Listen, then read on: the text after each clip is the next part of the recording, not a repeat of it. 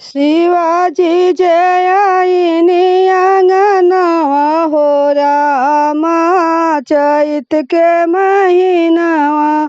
शिवाजी जय आईनी आंगनवा हो रामा चैत के महीनवा। चैत के महीनवा हो रामा चैत के महीनवा। शिवाजी जय आईनी आंगनवा हो रामा चैत के महीनवा।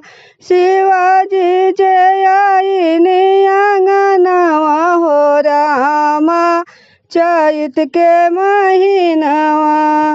अपने तयनी शिवजी गौरा के ले आईने। अपने जय आईनी शिवजी गौरा के ले आईने। गौरा के ले आईनी शिवजी गौरा के ले आईने। गोदिया में गणपति लालनवा हो रामा चैत के महीनवा।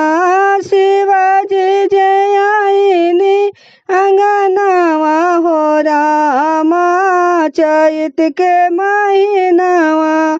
गोदिया में गणपति लालनवा हो रामा चैत के महीनवा। शिवाजी जय आईनी आंगनवा हो रामा चैत के महीनवा। चैत के महीनवा हो रामा चैत के महीनवा। शिवाजी जय आईनी आंगनवा हो रामा चैत के महीनवा।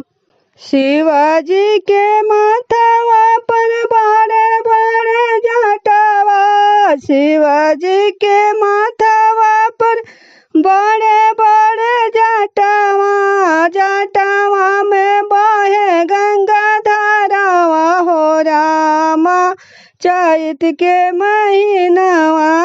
जटावा में बहे गंगा धारावा हो रामा चैत के महीनवा। शिवाजी जय आईनी आंगनवा हो रामा चैत के महीनवा। चैत के महीनवा हो रामा चैत के महीनवा। शिवाजी जय आईनी आंगनवा हो रामा चैत के महीनवा।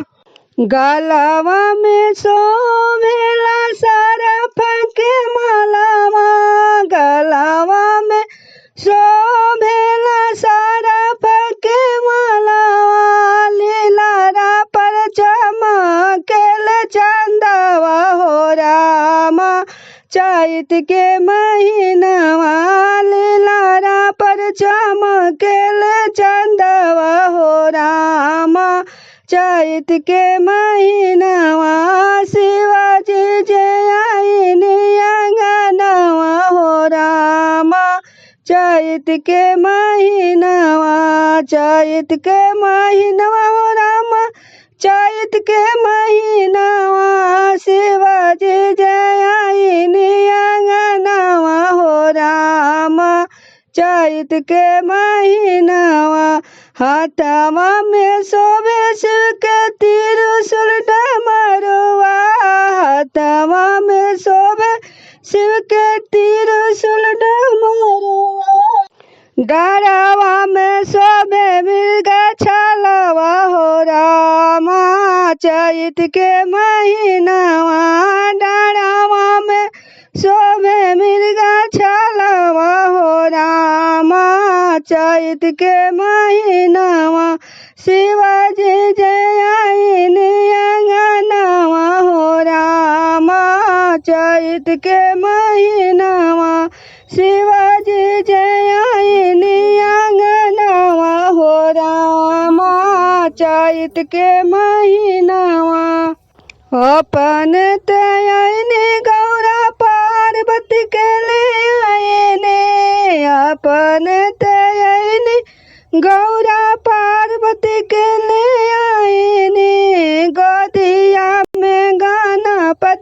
ललनावा हो रामा चैत के महीनावा गोदिया में गणपति ललनावा हो रामा चैत के महीनावा शिवाजी जय